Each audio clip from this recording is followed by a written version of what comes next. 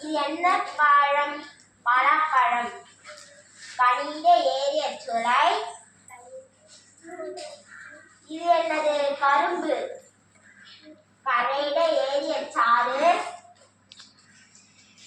இது என்ன? பனிமலர். பனிமலர் ஏறிய தேன். வெள்ளம் காய்ச்சத்து.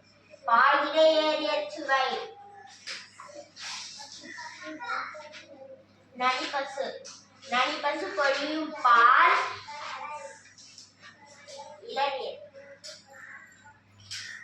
தென்னை நல்கும் இளநீரும்.